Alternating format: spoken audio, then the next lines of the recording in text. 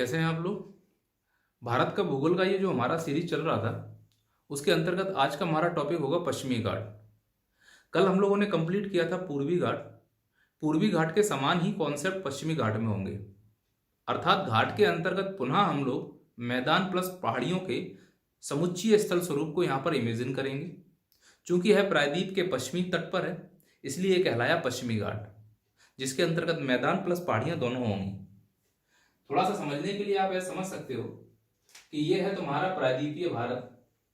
प्रायद्वीपीय भारत में ये वाला जो हिस्सा है ये है पश्चिमी घाट। प्रायद्वीपीय भारत में ये वाला जो हिस्सा है ये है पूर्वी घाट। पूर्वी घाट के पूर्व में है बंगाल की खाड़ी, पश्चिमी घाट के पश्चिम में है अरब सागर, इन दोनों के बीच में है दक्कन का पठार। इसी मैप को मैंने इमेजिनरी मैप में यहां पर अप्लाई किया है। अर्थात यदि आप अरब सागर से बंगाल की खाड़ी की ओर जाते हो तो आपको ये वाला मैप जो मैंने कल समझाया था पुनः समझाना पड़ेगा कि आप अरब सागर से जैसे ही भारतीय प्लेट की तरफ बढ़ेंगे तो सबसे पहले आपको तटीय मैदान मिलेगा। यह तटीय मैदान वास्तव में पश्चिमी घाट का ही एक हिस्सा है, क्योंकि घाट के अंतर्गत पहाड़ी प्लस मैदान दोनों शामिल होंगे। फिर इस मैदान से आप आगे बढ़ते हो तो आपको पश्चिमी घाट की पहाड़ियां मिलेंगी। इन पहाड़ियों को मैं नाम दूंगा सह्याद्री। यानी पश्चिमी घाट में एक मैदान होता है और एक पहाड़ियां होता है, दोनों को मिलाकर मैंने घाट कहा। कल को अगर मेंस में आता है कि पश्चिमी घाट लिखिए तो इसका मतलब पहाड़ियां प्लस मैदान की सभी विशेषताओं को आपको लिख के आना है। और जैसे ही आप सह्याद्री को पार करोगे तो तुमको तुरंत मिलता है दक्कन का पठार। यहां पर देखिए अरब सागर, पश्चिमी घाट, दक्कन का पठार, पूर्वी घाट, बंगाल की खाड़ी। तो यहां पर खड़े दक्कन के पठार। तो ये वाला पूरा हिस्सा पूर्वी घाट जिसमें पहाड़ियां प्लस मैदान दोनों शामिल। तो दक्कन के पठार के बाद हमें क्या मिलेगा, फिर पहाड़ियां, उसके बाद मिलेगा मैदान, फिर मिलेगा हमको बंगाल की खाड़ी। पश्चिमी घाट में एक क्वेश्चन उठता है कि पश्चिमी घाट क्या एक पर्वत है। तो आप सुनना, वास्तविकता में यह कोई पर्वत नहीं है और ना ही इसमें पर्वत जैसे कोई सिम्टम्स प्राप्त हो रहे हैं। लेकिन इसे कहा क्या जाए, अगर ये पर्वत नहीं तो क्या यह पठार है? बिल्कुल नहीं है, पठार भी नहीं है। वास्तव में पश्चिमी घाट एक भ्रंशोत कगार है, या इसे बोला जा सकता है सबमर्ज लैंड, या इसे बोला जा सकता है स्कार्पमेंट, एक कगार है। पर यह पर्वत बिल्कुल भी नहीं है। इसका निर्माण कैसे हुआ, इस कगार का निर्माण कैसे हुआ, तो इसकी कहानी में हमें वो कॉन्सेप्ट याद रखना पड़ेगा कि यह है अफ्रीका और यह है भारतीय प्लेट।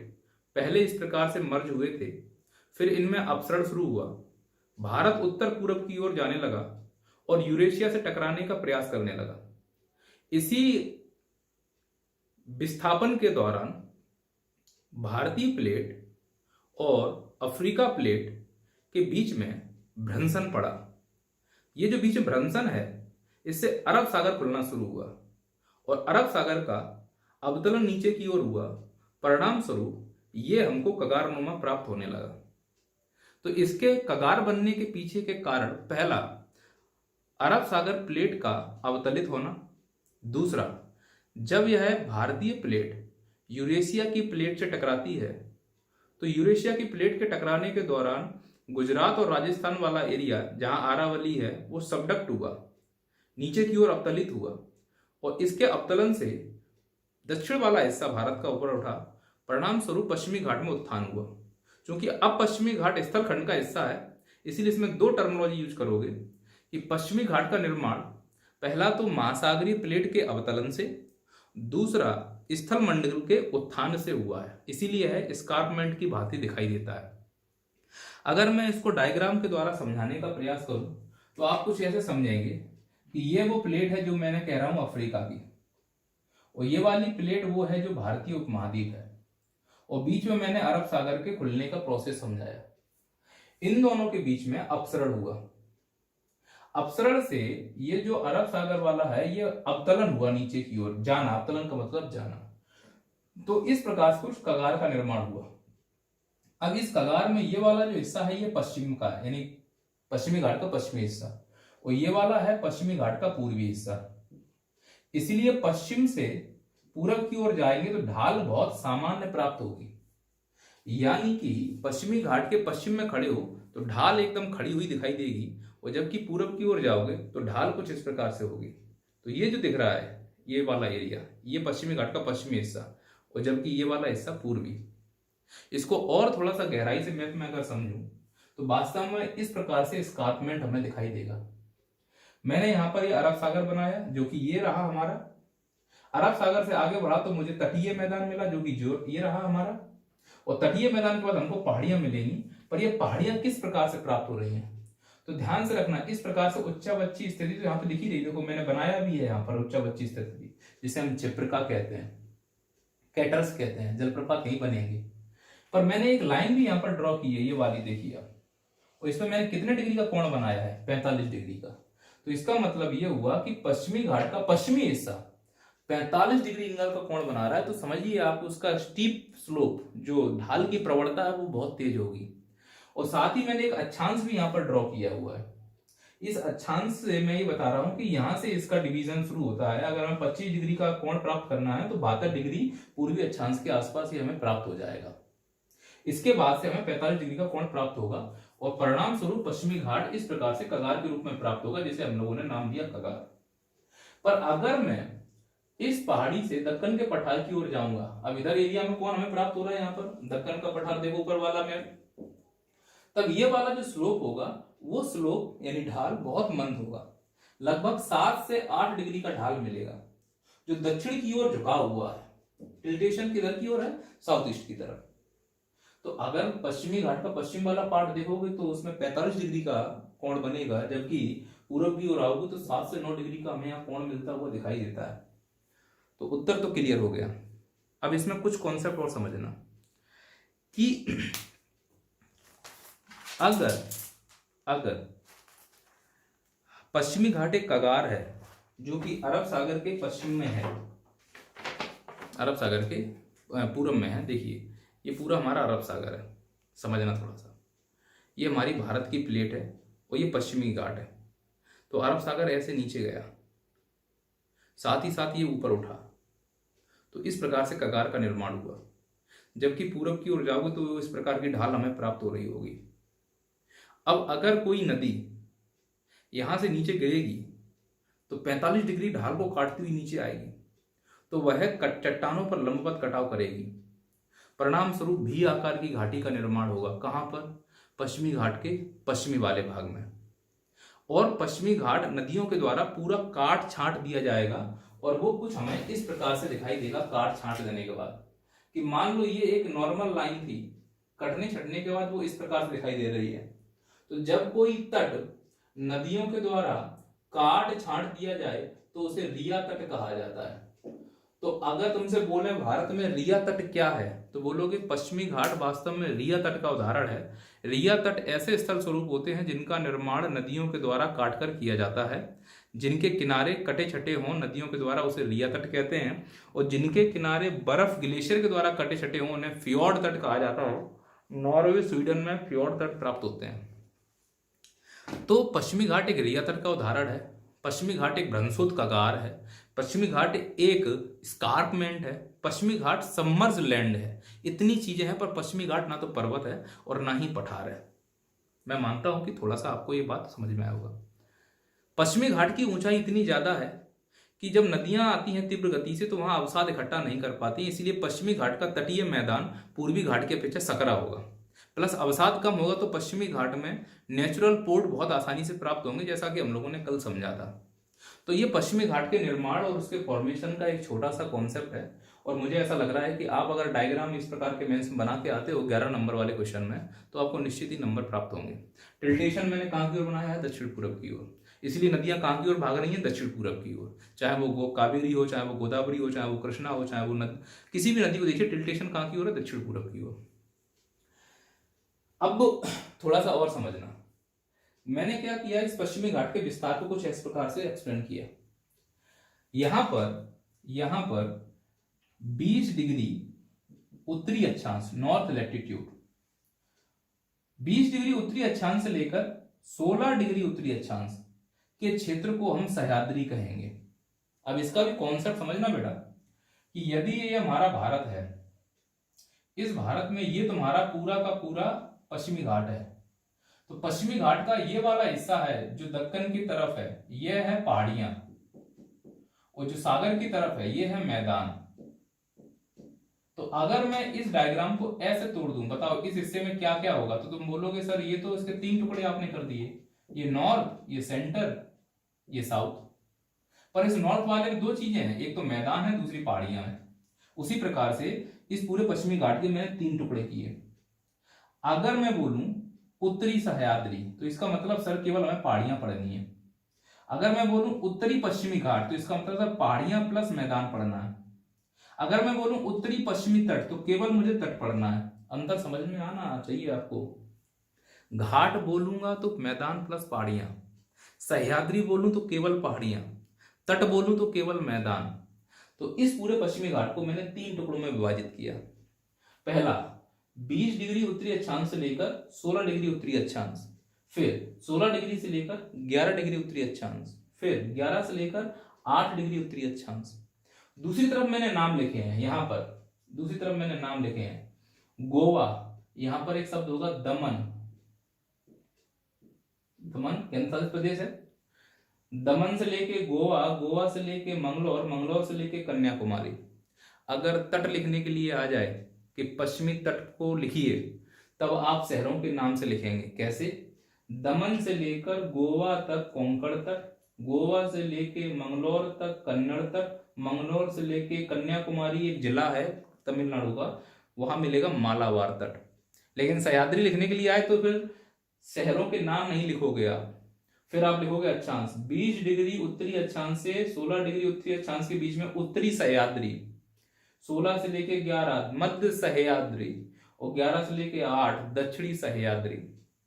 कई कई किताबों में सह्याद्री को 2 ही भागों में बांटा है, उत्तरी और दक्षिणी, पर मैंने बांटा है इसको उत्तर सह्याद्री और दक्षिण सह्याद्री। अब अगर सह्याद्री के बारे में बोला जाएगा तो इसमें केवल और केवल आपको पहाड़ियों के बारे में लिख के आना है कि उत्तरी सह्याद्री पर टिप्पणी करो। तो याद करो दक्कन का ट्रैप, सतमाला, अजंता, बालाघाट, हरिश्चंद्र, त्र्यंबकेश्वर पहाड़ी, महाबलेश्वर पहाड़ी, गोदावरी नदी, कृष्णा नदी, कालसूबाई चोटी। कुछ याद आ रहा है थोड़ा बहुत? वही हमको उत्तरी सह्याद्री में लिखना है। तुम सोच कर देखो, अगर जिसने मेरी पिछली क्लास की होगी दक्कन ट्रैप की, तो उसको उत्तरी सह्याद्री अगर 5 नंबर में लिखने के लिए बोल दूं मैं, तो कैसे लिखोगे उत्तर इसका? उत्तरी सह्याद्री का विस्तार 16 डिग्री उत्तरी अक्षांश से लेकर 20 डिग्री उत्तरी अक्षांश तक लगभग प्राप्त होता है। इसके अंतर्गत अजंता, सतमाला, बालाघाट, हरिश्चंद्र इत्यादि पहाड़ियों को सम्मिलित किया जाता है, और इसके धरातल पर सामान्यतः लावा, बेसाल्टिक लावा का निक्षेप प्राप्त होगा। इसकी सर्वोच्च चोटी का नाम कालसूबाई है, दूसरी सर्वोच्च चोटी महाबलेश्वर है, मतलब दूसरी चोटी महाबलेश्वर है। इसी के उत्तरी भाग में त्र्यंबकेश्वर पहाड़ी के समीप से गोदावरी नदी निकलती है, जिसे दक्षिण गंगा या वृद्ध गंगा के नाम से जानते हैं। वहीं महाबलेश्वर से कृष्णा नदी का उद्गम होता है, जो आंध्रा के पठार को 2 बराबर भागों में बांटती है। इसी उत्तरी सह्याद्री में 2 दर्रे हैं, ऊपर वाला थाल घाट, नीचे वाला भोर घाट। तो मुझे एक बात बताओ, जिसने दक्कन ट्रैप पढ़ा है उसे उत्तरी सह्याद्री लिखने में क्या दिक्कत है? उसी प्रकार से जब मध्य सह्याद्री लिखोगे तो कर्नाटक का मलनाड वाला भाग लिख देना। कुद्रेमुख, मुलानगिरी इसकी चोटी है, शरावती नदी पर जोग जलप्रपात बनता है, धारवाड़ क्रम की चट्टानें हैं, लोन, कोल्लार और कुद्रेमुख प्रकार की खनिजों की खान यहाँ पर प्राप्त होती है। समझ पा रहे हो आप? और दक्षिण में क्या लिख दोगे? दक्षिण की पहाड़ियां, नीलगिरी, अन्नामलाई, कार्डामम, ये सब आप दक्षिणी सह्याद्री के अंतर्गत लिख सकते हो। उसमें कितने दर्रे थे? 2, पालघाट और सैनकोटा। तो वास्तव में सह्याद्री लिखने का कोई अर्थ ही नहीं है, ना पढ़ाने का कोई अर्थ है। जिसने दक्कन ट्रैप पढ़ा है, कर्नाटक का पठार पढ़ा है, दक्षिण की पहाड़ियां पढ़ी हैं, वही पूरा कंटेंट यहाँ पे उठा के पुट कर दो, तुम्हारा उत्तर निकल आएगा। क्या मैं समझा पाया हूं आपको? पर सर अगर मुझसे तट पूछा जाए तो तट के में क्या लिखना पड़ेगा? तट में भी कुछ नहीं लिखना है आपको। कोंकण तट दमन से लेकर गोवा तक, कन्नड़ तट गोवा से लेके मंगलोर तक, और मालाबार तट मंगलोर से लेकर कन्याकुमारी तक। तो तट के बारे में जस्ट मैं अभी आपसे चर्चा करूंगा। पहले आप बताइए ये मोटा मोटा इतना समझ में आया है या नहीं आया है? थोड़ा सा मैं अब आपको हिंट दूंगा, वो कैसे हिंट दूंगा उसके बारे में समझना। आपने थालघाट भोरघाट के बारे में तो समझा ही है। थालघाट भोरघाट में दर्रे थे, ये दर्रे हैं किसके? दक्कन ट्रैप के। तो जैसे मान के चलना, यहां पर ये है तुम्हारा थालघाट, उत्तर में हमेशा उत्तर में कौन है? थालघाट, और दक्षिण में है बोरघाट। दक्षिण में कौन है? बोरघाट। अब ध्यान सुनना, यहां पर एक शहर है थाने, ये है मुंबई। तो मुंबई से इस दर्रे को अगर मैं पार करके जाऊंगा तो मैं पहुंचूंगा पुणे। फिर पुणे से मैं पहुंचूंगा यहां से पार करते हुए बेलगांव। बेलगांव से पहुंचूंगा मैं सीधा बेंगलुरु। बेंगलुरु से पहुंचूंगा कुडप्पा, और कुडप्पा से पहुंचूंगा चेन्नई। तो प्रश्न कैसे बनेगा कि बताइए घोरघाट दर्रा किस सह्याद्री संबंधित है? उत्तरी सह्याद्री संबंधित है। किसको किससे जोड़ता है? तो वास्तव में यह मुंबई को पुणे से जोड़ रहा है, पर ऑप्शन में आ जाए मुंबई को चेन्नई से तो ये भी उत्तर सही हो जाएगा, क्योंकि यह है नेशनल हाईवे नंबर 4, पुराना वाला बता रहा हूं, पुराने के हिसाब से। तो नेशनल हाईवे नंबर 4 किस दर्रे से होकर निकलता है? घोरघाट दर्रे से। वहीं थालघाट दर्रा थाने से जाता है सीधा नासिक। कहां जाएगा? नासिक। नासिक से धुले, और धुले से इंदौर, और इंदौर और धुले के बीच में एक यहां पे दर्रा होगा बालाघाट दर्रा। बालाघाट दर्रा को दक्षिण का द्वार भी कहा जाता है, एमपी में पढ़ेंगे। तो वास्तव में बालाघाट दर्रे से आप धुले से कहां जा सकते हो? इंदौर, इंदौर से गुना, गुना से शिवपुरी, शिवपुरी से ग्वालियर, ग्वालियर से आगरा। तो मतलब थाने को आगरा से जोड़ रहा है कौन सा दर्रा? तो बोलोगे थालघाट दर्रा। ये दूरदृष्टि है। और पास में क्या बोलोगे? थाने को नासिक से। वास्तव में जोड़ता है नासिक को मुंबई से। तो कई सारे ऑप्शन आ सकते हैं, आप तैयार रहना, क्योंकि हमें कॉन्सेप्ट मालूम होना चाहिए। मोस्टली आंसर क्या है इसके? मुंबई को नासिक से, मुंबई को पुणे से। तो ये है नेशनल हाईवे नंबर 3। इनके नाम बदल गए हैं, हम एक साथ बाद में पढ़ेंगे, अभी पुराने के हिसाब समझ लीजिए आप। तो इस प्रकार से हम लोग जब परिवहन पढ़ेंगे तो वहां पे भी जाके हमारे ये कॉन्सेप्ट जुड़ने वाले होंगे। अभी मोटा मोटा हमें इतने ही कंटेंट से काम चलाना होगा। अब है कि सर कुछ और इसमें फैक्ट अगर आप लोग डाल सकते हो, तो फैक्ट भी इसमें कई सारे हो सकते हैं। देखो मैं उत्तरी सह्याद्री को एक बार समझा दे रहा हूं, आप लोग दक्षिण सह्याद्री और मध्य सह्याद्री को घर से करके लाएंगे और मुझे दिखाएंगे कमेंट करके कि सर हम लोगों ने समझ लिया है, हमें आ रहा है। उत्तरी सह्याद्री को मैं एक बार पूरी तरह समझा देता हूं आपको। ये जैसे ये, अब ये तो गुजरात वाला एरिया, ये वाला दिख रहा है। इस पूरे गुजरात वाले एरिया को, इस पार्ट को काठियावाड़ का तट कहते हैं। क्या कहते हैं हम लोग? काठियावाड़ का तट। इसके दो हिस्से हैं। ये उत्तर वाला जो है यह कहलाता है पोरबंदर तट। क्या कहलाता है ये? पोरबंदर। देखिए यहां पर मैंने बनाया हुआ है, ये देखिए यहां पर, ये पूरा काठियावाड़, इसका उत्तर वाला हिस्सा पोरबंदर, और जबकि इसका ये वाला हिस्सा जो उत्तरी सह्याद्री को टच कर रहा है उसे हम कहते हैं गोहरवाड़ का तट। इसके ऊपर ये वाला है, ये है कच्छ का तट, और इन दोनों के बीच में है कच्छ की खाड़ी।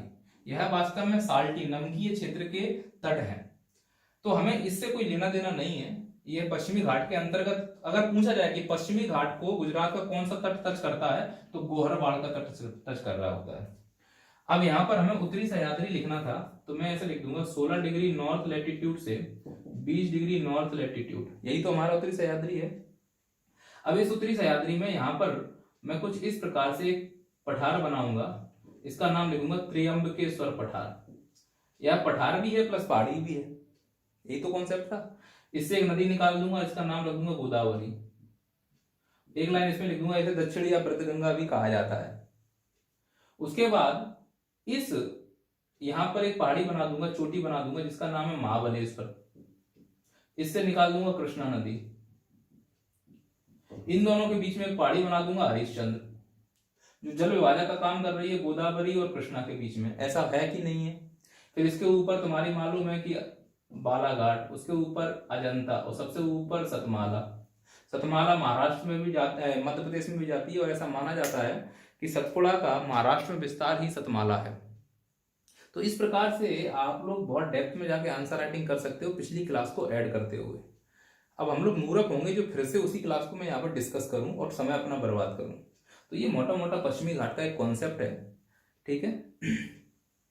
मालाबार तट एक बार एमपीपीएससी ने पूछा था, ऐसे गोलू टाइप के प्रश्न को पूछते हैं, शंका होती है कि ये लोग डीएसपी का एग्जाम ले रहे हैं कि चपरासी का।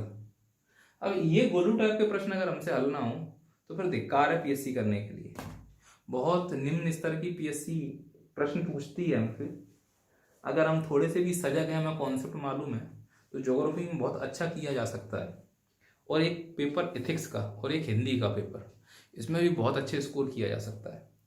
तो हिंदी बहुत अच्छे से करो, निबंध की तैयारी बहुत अच्छे से करो, इथिक्स को बहुत अच्छे से पढ़ो। अब 2020 वाले साइंस को भी बहुत अच्छे से पढ़ के जाएं। इकोनॉमिक्स का वेटेज बहुत कम कर दिया है। जिस सब्जेक्ट का वेटेज बढ़ाना चाहिए था उनका इन्होंने बहुत वेटेज कम कर दिया। इकोनॉमिक्स को तो बच्चों को बहुत डेप्थ में जाके समझनी चाहिए थी। खैर भाई, जिस देश में इकोनॉमिक्स का कोई काम ही नहीं है, वो वास्तव में इकोनॉमिक्स आपसे क्यों पढ़वाएंगे। इसीलिए राजनेता पढ़ा लिखा होना चाहिए। अनपढ़ों की फौज है ये मानो, मतलब मैं ऐसा नहीं कह रहा हूँ, वो गलत कह रहा हूँ, पर होना चाहिए। इकोनॉमिक्स एक सब्जेक्ट, बहुत बड़ा सब्जेक्ट है, इसको प्राथमिकता क्यों नहीं दी जा रही है मैं नहीं समझ पा रहा हूँ। इसके स्थान पर बोल रहे हैं कि मुर्गी पालन पढ़ के आओ, पशु पालन पढ़ के आओ, वही चीज पढ़ के आओ, रटी रटाई कुछ दिमाग लाने वाली बातें नहीं है। खैर हम लोग करेंगे, सब चीजें अच्छे से करेंगे। अब मैं क्या करता हूँ, मैं आपको थोड़ा सा फैक्ट यहाँ पे लिख देता हूँ, है ना, 5 मिनट में, और उसको हम लोग रिवाइज करके ये खत्म करते हैं। चलो जल्दी जल्दी फैक्ट है कर लेते हैं। पश्चिमी घाट की कोई लंबाई पूछे उत्तर दक्षिण कितनी है, तो बोलोगे पश्चिमी घाट की लंबाई है 1600 किलोमीटर के आसपास, लगभग ये सही भी है। कितने राज्यों में फैला हुआ है, तो उत्तर में गुजरात, एक तापी जिला है गुजरात का, वहां शुरू होता है, तो गुजरात, महाराष्ट्र, गोवा, कर्नाटका, केरला और तमिलनाडु के कन्याकुमारी जिले तक फैला हुआ है। लेकिन कितने केंद्र शासित प्रदेश इसके अंतर्गत आते हैं, 2। दमन द्वीप वाला केंद्र शासित प्रदेश जो कि अब मर्ज हो गया दादरा नगर हवेली के साथ, और पांडुचेरी, तो 2 केंद्र शासित प्रदेश आते हैं पश्चिमी घाट में, और एक केंद्र शासित प्रदेश आता है पूर्वी घाट में, वहां पे भी पांडुचेरी। क्या है पश्चिमी घाट, पर्वत है, तो बोलोगे नहीं, यह वास्तव में सबमर्ज लैंड है जिसका निर्माण 100 मिलियन ईयर पहले हुआ है। अब इसका हिंदी निमज्जन ढूंढने का प्रयास मत करना, इंग्लिश में भी पेपर आता है तो उसके ऑप्शन में जाके समझ जाना। यह है या फिर कगार है, जिसे स्कार्पमेंट भी कहा जाता है, तो the great escarpment of India कैसे कहा जाएगा, तो बोलोगे पश्चिमी घाट को। इसे भ्रंशोत कगार भी कहते हैं। वास्तव में यह रिया तट या रिया कोस्ट का उदाहरण है। नदियों के द्वारा तटों को काटना रिया कोस्ट, और ग्लेशियर के द्वारा तटों को काटना फ्योर्ड तट, और पर्वतों के इल्यूजन से निर्मित तटों को, जो समुद्र में होते हैं उनसे निर्मित तटों को डोमेंशियल तट कहा जाता है, जो हम विश्व के भूगोल में समझेंगे।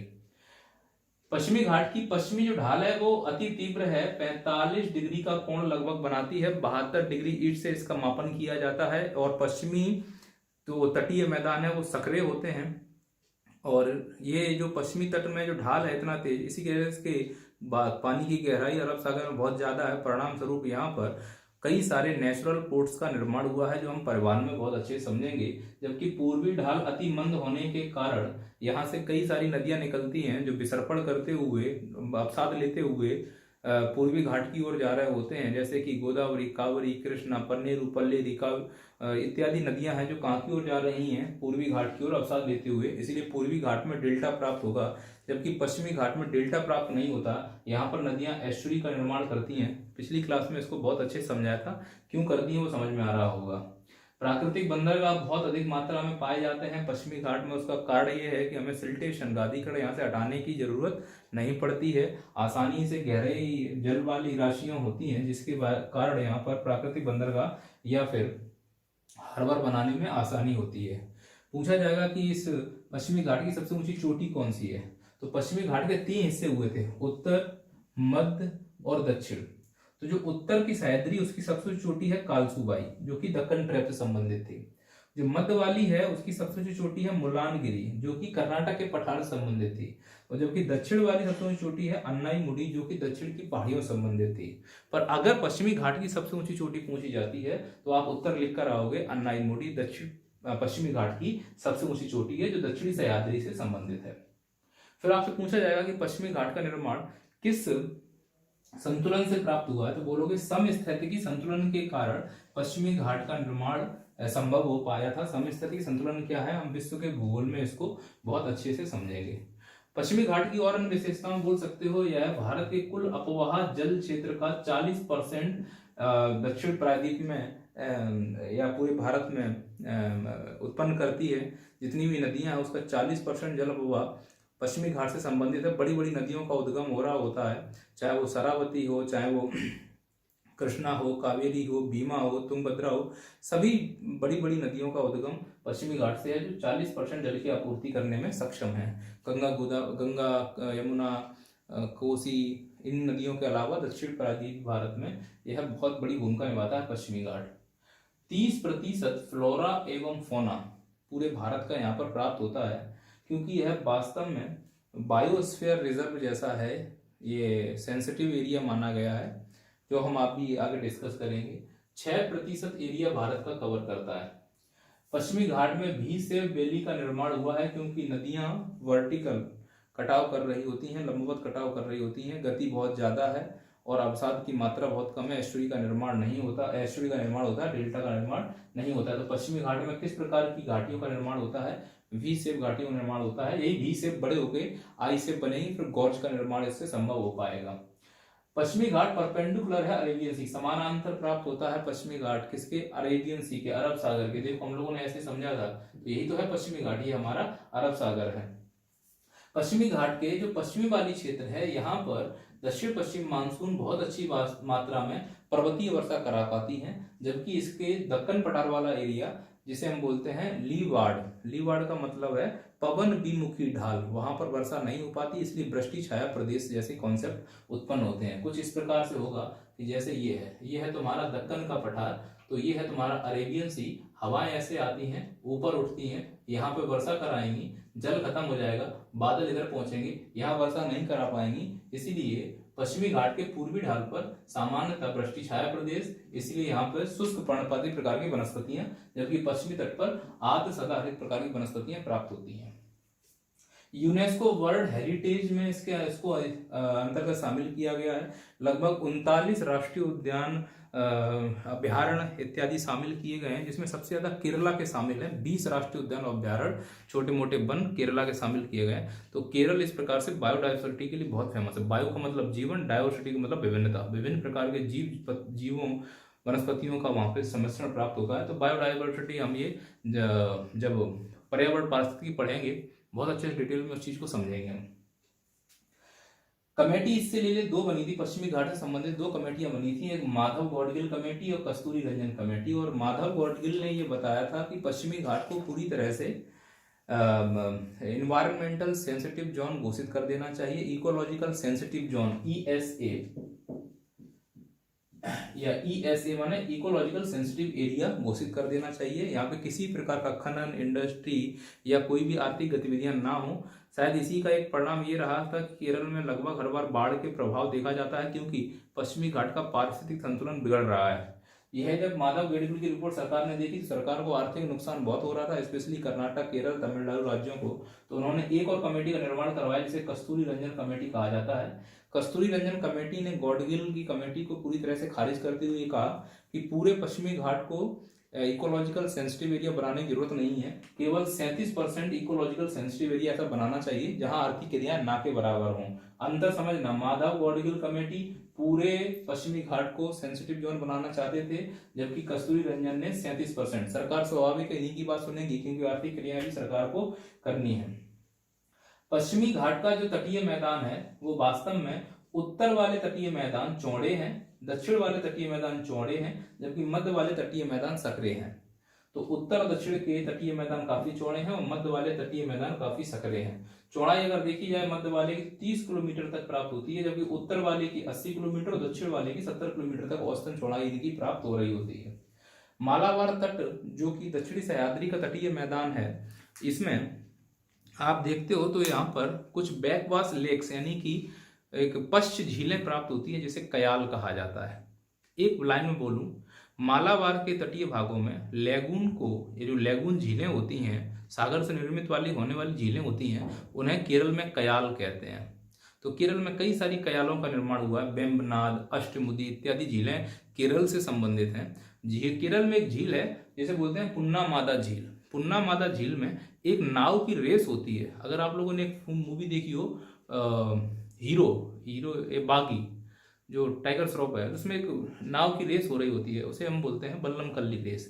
नाम क्या उसका? बल्लम कल्ली रेस। नाव की रेस होती है, किस झील में होती है? पुन्नामादा झील में। किस राज्य में? केरल राज्य में। जीतने पर कौन सी ट्रॉफी दी जाती है? नेहरू ट्रॉफी दी जाती है। वहीं वहाँ पे जो वेम्बनाड झील है, उस वेम्बनाड में एक आइलैंड है जिसे वेलिंगटन आइलैंड कहा जाता है। उसी वेलिंगटन आइलैंड में भारत का सबसे नेशनल हाईवे छोटा वाला बना हुआ है, NH-47A। अब ये सब चीज़ें हैं, जो राष्ट्रीय राजमार्ग पढ़ाऊंगा, सब चीज़ें बदल गई हैं, बहुत सा इसमें बदलाव हुआ है। राष्ट्रीय राजमार्गों में सबके नाम बदले हैं, तो उनको हम बहुत डिटेल और विस्तार से पढ़ेंगे। मोटा मोटा मेरे को ऐसा लगता है कि पर्याप्त है। पश्चिमी घाट से संबंधित आपको कुछ भी चीज़ें अगर करनी है तो इसके लिए ये कॉन्सेप्ट आपको ध्यान में रखने पड़ेंगे।